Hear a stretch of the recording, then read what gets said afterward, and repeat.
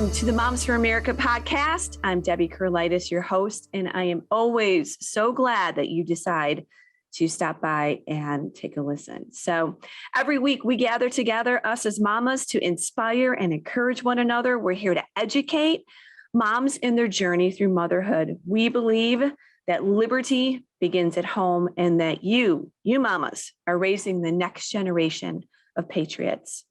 I want to quickly just take care of some business and invite you to sign up for our Mom Memo, which is our newsletter. Please visit us at momsforamerica.us. Sign up, check out our brand new website. It is super cool, full of tons of information and resources. So like I said, every week we want to provide insight, resources that encourage and inspire our moms. It's difficult in today's culture to raise strong children, right? The world is coming at them with all kinds of lies. So this week, we want to touch on a topic that is going to be very encouraging for you because there are organizations that are out there that are helping our children become strong, young women that are going to take on this world. Many moms are looking for programs for their girls that are faith-based. They're positive. They're inspiring, and they're focused on leadership development. Boy, that's something we're missing in today's society. The world's crushing our kids on every level. Really, the negative progressive messages are incredibly strong. But as moms, we have to help our girls become strong, godly young women, right? So there is an outstanding organization that we're going to chat about today. It's called American Heritage Girls. I heard about this years ago when a friend of mine became a troop leader here in Illinois, and I have always wanted to pursue it. My daughter was kind of out of that age bracket, but this is something that you're going to absolutely love. What is American Heritage Girls? It is a faith-based scout-type leadership development program. American Heritage Girls emphasizes Christian values. How about that? Family participation, promotes healthy sense of community and connection for girls. I know mamas are like, well, if I haven't heard about this, I'm writing it down. In fact, you're going to want to know this. And what I'm really excited about is we have the founder and the executive director of American Heritage Girls with us. We got the big wig with us, ladies. So Pat Garibay is joining us on our podcast today. Patty knew something was wrong after seeing the shocking agenda of the Girl Scouts of America. She knew she had to take a stand. And what I love about the stories is so many of you moms are taking a stand in different ways, in different arenas, but she's here to tell us her story, and I cannot wait to hear it. You're going to love this. I want to welcome Patty to the Moms for America podcast. Hi, Patty. Hi, Deb. It's good to be with you guys. Finally, right? It's time for us to be together. I love this. I love your story, and I can't wait to get into it. But first, would you just tell us a little bit about your family? We as the moms, we always like to know a little bit of background of the moms, kids, grandkids. I don't know. What you got for us? Tell us about your family. Are you really ready for this, Deb? I mean, honestly, yes, I am a mom of 4 kiddos, 3 daughters and a boy. You know, passing on that name was very important to my husband. I was wondering if I'd ever stop having these babies. But 4 kids, all love them to death. And they're all, of course, married, and they have children of their own now. I'm a grandma of 10. I'm grandma of 10? 10 grandbabies, the ages 14 to 6 months. Aww. Every Sunday, we are so blessed they come to dinner. And nice. It's such an amazing thing to have my whole family come back to Cincinnati, where American Heritage Girls was started. They had lived all across the country, so it was really an answer to prayer. The Lord has brought us all together. And I am married to my husband, Pat. We literally share the same name, Pat and Patti Garibay. And Does it ever get confusing? It does, but sometimes it's really sort of cool because you can play people. But anyway, that's another story. 42 years we've been married. So excited to, you know, when you're blessed to be married to your best friend, and that sounds so colloquial, and it does take a ton of work to make sure that we keep our marriages fresh. But what a blessing marriage is. And so that's my story, and I'm sticking with it. Oh, I love that. It's just so nice to hear people's stories, a little bit about their background, and encourages us, you know, that are in our journey. So, all right, let's get into this. Can you, maybe some of the moms know about your organization. Maybe some of them don't. Maybe some want to share this with their other mama girl friends. Introduce us to the American Heritage Girls and just kind of briefly give us their mission, and then we'll kind of dive into what you're doing and what you offer. Right. That sounds great. Well, first, I guess I have to start at the beginning, which is why start American Heritage Girls? I mean, why was it even a consideration? I just had mentioned I was a mama of 4, busy, as we all are. And the last thing I really had on my agenda or my list of things to accomplish, as we all do, was to start a new girls organization. But here's what happened. There was a Habakkuk moment where I had volunteered for 13 years with the Girl Scouts USA. I loved that organization. My mom was my leader. I was in a Girl Scouts. I couldn't wait for my own daughters to be part of the Girl Scouts. And so I led faithfully. I really, really did, Deb. And I actually won a lot of accolades about my leadership in the Girl Scouts. And I use it as part of my mission field. As a Christian mom, I thought, what a great way to share with kids that don't know Christ, his love, his worth, your worth in him, all of that good stuff. But there came a point, and it was in 1993, when the GSUSA decided to no longer mandate an oath to God in the Girl Scout promise. Now, this is the promise that we all made, as little brownies and so forth, that said that I would honor God. Well, suddenly no longer was that important. An asterisk was literally put by the Lord's name. And as a leader, I'm just a suburban leader. I'm just a mom. I'm like, why would they do that? There must be something more to that. You're seeing something coming. You're seeing this agenda, which we've heard about. And I know a lot of people are in Girl Scouts, and maybe they're troop leaders, and they've had to kind of deal with the new mentality that they have. But you saw it and you said, I'm not liking this. Right. And as for me and my house, we will serve the Lord. So if, you were doing Girl Scouts because you wanted to have it as a ministry to be able to witness to Christ's love, and then suddenly God is not even important, well, you've got a moral dilemma. And here's what I had to worry about or consider. And so many moms are like this. I am too busy. I don't have time. I can't make the difference. You know what? I'll just keep my troop. We'll still keep God in there. We'll still going along. But the Lord was so convicting to me. No, you will not do that. And I also had a father, my father, who suffered from acute multiple sclerosis, who I dearly loved. He was actually bedridden. I would tell him my tales of what I had just discovered about Girl Scouts, and he knew my love for him and my involvement. And he finally said to me, he said, Patty, why curse the darkness when you can light a candle? Start something new. Now, my Heavenly Father had been speaking to me through prayer and our time together that you can do this. And when my earthly father, who really knew me well, not as well as my confirmed this, right? He knew my limitations. Let's put it that way, Deb. And when he said it, I'm like, it must be something that maybe I need to look into. Well, I just thought it'd be a nice little club for a while for my daughter to get through her formative years, right?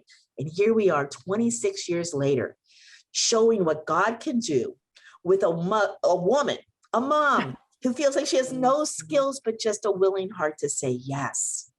Amazing things can happen. So now what do? You call up everyone or friends or people that are maybe feeling the same way, and you say, come on over, we're going to have a meeting at my kitchen table? Literally. That's exactly I know, because that's what moms do, right? That's right. We drink coffee, we talk about it. Hey, we got a problem. Come on over. Let's talk about it at the table with our kids running around. Yes. Let's figure this out. And this is what moms do. So this doesn't surprise me at all. So you get together, you find some like-minded moms, and you say, okay, we got to provide an alternative. And like you said, 26 years later, you have this amazing organization. So I know you chronicle this all in your book, right? Which you just said, which is why curse the darkness when you can light a candle? So you took that quote from your father, made it your book about your journey. So where does your journey go then? We'll talk about your book and make sure that people are interested can get it. So you meet and what are a couple highlights here? And Well, so first of all, what we did is I'm a big believer personally of trying to make a change rather than just start something new. I think so often we Christians create our own little, our little huddles or whatever, and we're not as effective. So I was so hoping and praying that the Lord would allow us to seek change, that the Girl Scouts were just making a mistake, that only if they were aware of their bad ways, as Pandora's box that they had opened literally, that they would change. Well, gosh, was I ever naive, right? I have discovered that agenda had been going on since the 70s when Betty Friedan, and you know Betty, she served on the National Board of Trustees and the women's movement and ERA and all of that. And of course, pro-choice, that's all part of the Girl Scouts agenda. And my eyes were blinded to that. The tradition, the fun of Girl Scouts just made me want to do it and not realize. And when I saw that I was actually accessory to some of that because I was leading troops in my area and they knew I was a Christian and they thought it was okay. I was like, oh my goodness, how could I do this? And so we started to first raise awareness, hoping that we could, make a change in the Girl Scouts. So you're writing letters, you're meeting, you're approaching the upper leadership, and you got exactly, very closed doors, slam doors. And we prayed for that actually. For the Lord to slam those doors, make it so clear. We laid the fleece out and it was apparent what needed to happen. And so we then started to say, well, let's bring the girls around that kitchen table. How fun is this? Now, girls, what kind of activities would you like to do? And they started to say, even what the uniform should look like, what kind of badges they wanted right off the top, and pretty much everything that they wished for, we did make happen. Really, the Lord made happen. And there were a few things that they wished for that we didn't, like bungee jumping and stuff. That just wasn't going to work. You had to draw the line somewhere. But you know what I love about this? This isn't only the moms doing it, then the moms are saying, girls, what would you like? So this is really, I guess, just very organic. This is really homegrown, isn't it? You bet it is. It is moms at Powerhouse, right? Absolutely. And actually fighting, we were accused of being Don Quixote, fighting with the windmills. Who would ever take on the Girl Scouts USA? And that was not our intent to take them on, but rather to offer an alternative. And we are so happy it's here for this day, this Esther moment in this dark world that we are in, that there is still hope and that we can help girls understand who they are and whose they are, and the influence that they have, and the beauty of biblical femininity. Oh, I can't even tell you. Oh, that issue, identity, it's so huge right now for women. Right. And if we don't know our identity in Christ and who we are and who He's created us to be, life is extremely, extremely confusing. Yes. Take us to the present now, or just what does this look like? I don't want to be comparing it to the Girl Scouts because obviously it's going to be different, but it has a lot of the same elements. We can kind of guess a little bit. What does it look like? And what does it evolve to right now? Absolutely. Well, what happens is a troop is created. We call them troops, and girls ages 5 to 18 can be in the same troop. That was one of the big things when I was writing the curricula, is that I had the 3 daughters. Remember, I was at any given time a 3-troop leader for Girl Scouts. That was very hard on the family. But this way, one night, everybody can come, to that meeting because of the way it's written, it's scalable that way. And the troop is chartered or owned by a church that says, I want to expand ministry. I want more families. I want more young people. Nice. I want more members. And I think almost every church I've ever talked to wants all of those things. So it's a natural extension. You can make it an outreach if you want. It could be an in-reach, just people in your church. Whatever you do, if you build it, they will come. These troops are all almost full, by the way. And I do want to lead your listeners to be able to find a troop in their area. But one way for sure is to be a mom around the kitchen table and start a legacy with a troop in your church, in your community to influence. One thing I know for sure is that the adage, the hand that rocks the cradle rules a nation, is indeed true. Oh, we talk about this all the time. Yes. All the time. All the time. And you know better than anyone, because this is your mission. Yes. That if only we could use our influence in a positive way. And we, almost like Moses and Aaron, we hold each other up as women. And so often we tear each other down. Right. We need to hold each other up. And what we're seeing in these troops is not just it affecting girls, but affecting the women and the leadership and the sisterhood that develops and the love and the care and the extended family that develops. And so today, I cannot believe how God has blessed us, not just with numbers and troops and resource, but how we've grown in his kingdom and how we've grown in our relationship with Christ because we are part of this organization. It's been really awesome to watch. Let's just, for folks that are not watching, because we have the information below us, would you share your website so we get that out a couple of times during our podcast so they can start jotting that down? What is your website so if people are interested, they can go ahead and look this up? AmericanHeritageGirls.org. So just Google search American Heritage Girls. You'll find us. .com, we're all of those things. But that's the key thing, is to remember AmericanHeritageGirls.org. Okay. And again, momsforamerica.us is ours. We're going to put you on as an affiliate on our website so people can find you on our website as well. Wonderful. So why do you think something in organization, this is an obvious question, right? But why is this so important in today's culture? You touched on it a little bit earlier.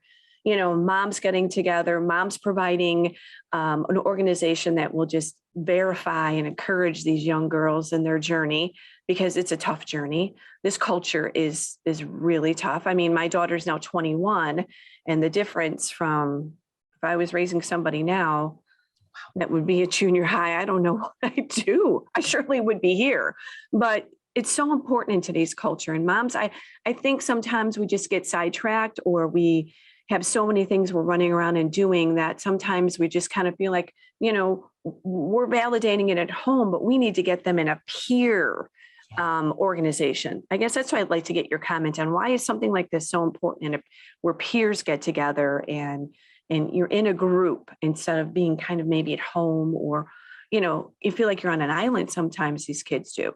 They do. And, as young as the age of 7 or 8, kids are already being more influenced by their peers than their families. So to your point, Debbie, we have got to create a quiver full of arrows. And it's not just the family. The family is absolutely the foundational piece, right? Right. Church is a foundational piece, but we have got to add more and more arrows to this quiver. And that includes great friendships, peer friendships. It includes wonderful Titus 2 mentors that are beyond mom.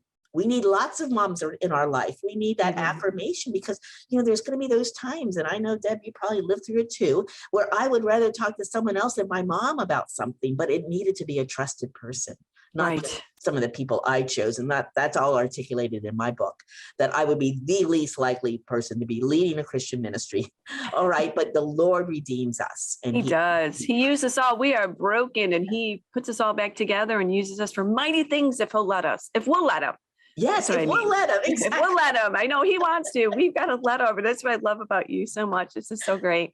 But yeah, it's more than ever now. What's some of, I'd love for you to give us some advice to our moms. I mean, we've got moms that are listening that are new moms, or even grandmas. We tell the grandmas more than ever, right? You need to really be in the picture, because you can speak wisdom. So maybe this is grandmas listening, and they're going to talk to their grandchildren about this, or this is young moms or moms with teenagers. What's some advice you can give on raising godly girls? I mean, you talk about this. I know you've got a lot of resources about raising godly girls. In today's culture, raising godly girls, I mean, you're right in the thick of it. Well, first of all, it's got to be intentional. When I was raising my kids, I did not come from a Christian home and didn't have the framework. I used Focus on the Family. Dr. James Dobson was my spiritual father. Okay. Absolutely. So those were, we were just pulling at anything, my husband and I, to try to figure this out. But intentionality and a framework in which to be able to bring your daughter from point A to point B, meaning a child to an adult, what all needs to happen in the interim, right? And there's a lot of things that need to happen, and mostly around spiritual formation, understanding their identity, understanding that they can do things, that the Lord has a will for their life. He already has a design for their life, and that it's not always about maybe what you're good at, but what he's calling you to. And so we talk a lot about careers being vocations. I like to go back to that word, Deb. I don't like the word career. I love the vocation because it comes from the Latin word to call. And that is where we, I don't know how many different careers you've had, Deb, but I've had a few. And until I came to where I was really called, that's where I flourished. In here, right? God puts it in your heart. And it's undeniable. Yes. We run from it sometimes, but it really is undeniable. It is. And sometimes it's the hardest path, but it's the best path. I'm sure you didn't. Well, I can't wait to read your book, because I can't imagine what 25 years of this looked like, because it had to be huge challenges. Yes. But you said yes. Yes. Eat every day. And that's what I want our girls. And I think your listeners want their daughters and their sons. Let's not exempt the boys, because this so much translates. And by the way, we've helped to start a boys organization called Trail Life USA. So this can be done together as a family ministry. I'm going to have them on too, so we can talk about for the boys, because our sons, holy cow, I don't even know where to begin. The way that the attack on the boys and what's happening to them. I mean, it's equal, but it's different. It is. So we will definitely be talking with them as well. So I'm glad you mentioned that as well. But go ahead, finish your thought before I don't want to cut you short. Sure. So there's just so much going on with girls. And I think the biggest thing is identity, and it's gender identity. I am so shocked at what I'm seeing. And I am hearing it time and time again from public school teachers, et cetera. And even in homeschooling and in groups like ours, girls are very confused. Well, look at the media. Even if you limit the media, what they're reading and hearing and ingesting is all of this stuff about non-binary. You know what? They have torn up everything that the Lord has created, or attempted to, but we know who wins. And they're going to go after our very identity. And that is gender. And so what we have to remember is that we are above that. We are creatures with souls that the Lord has created in his image. And that biblical femininity may not be frills and bows and I love to go shopping. It can mean I like sports and I like to do horses, and it doesn't mean that I'm a lesbian. You see what I'm saying? So we're trying to help these girls to understand that the Lord does not define what biblical femininity. There's Proverbs 31 that defines what a woman is. But if you notice, it's not about how she looks or how she acts as much as her characteristics. And so that's what we're trying to teach the girls, that there is love and acceptance in who you are. It's not in a box, but there is also standards for behavior, and there are truths, and it's finding his good word. And so all of our badges, all of the activities that the girls do are grounded through a biblical worldview lens. And if you've been reading the studies lately, George Barna's been putting out, it is downright scary to see how few Christians remain in this country, and even go down a little bit further in how few have a biblical worldview. Right. Now, without a biblical worldview, what truth are you standing on? There's no foundation. Exactly. And that too will fall apart. So we do not have a solid foundation. So we are in a world of hurt right now. And Deb, I know you know this, because you guys, this is what you stand for. In our nation, we are in a world of hurt. Our freedoms are taken away like unprecedented. As a matter of fact, our theme for our program year in American Heritage Girls, it's not just about badges and service projects and fun activities, but we also do program themes each year. And one year it was Chrysalis, and then another year it was Chosen, talking about how we're chosen. And then this year, before COVID, these are all planned way ahead, by the way, but the Lord knows, is Live Free. Oh. Isn't that interesting? And when our freedoms are being stripped of us, I mean, even for the choice of our bodies are, I'm talking about a vaccine right now. Right. We can't make those choices on our own. The government's going to do that for us. We know that through Christ, there is freedom, and only through him. And only so through him. The freedoms are not given to us by government. They're given us by Christ himself. And so I get it pretty worked up about this. I know. I love it. I got so much to say, but I do want to mention that there are girls not just worrying about identity, but also fear and anxiety. 1 in 3 girls have a diagnosed anxiety disorder. Now that's diagnosed, and we know how many undiagnosed, because we deal with girls every day. So it is at unprecedented levels, and that's because of a lot of different things, a lot of fear going on. But I want to encourage your listeners to go to our website, again, American Heritage Girls. Yes, mention that. And you can get a free Raising Godly Girls Guide to Fear and Anxiety in Uncertain Times. You can download this. It'll help you. We actually do a minute on Christian radio. It's all across the nation called the Raising Godly Girl Minute. And what it is, Deb, is it basically talks about a situation or a problem in today's society that are confronting girls, a scriptural antidote, because all problems can be solved through his word. They really can. And then a call to action on how to make that scriptural antidote come alive in your family and maybe around your kitchen table.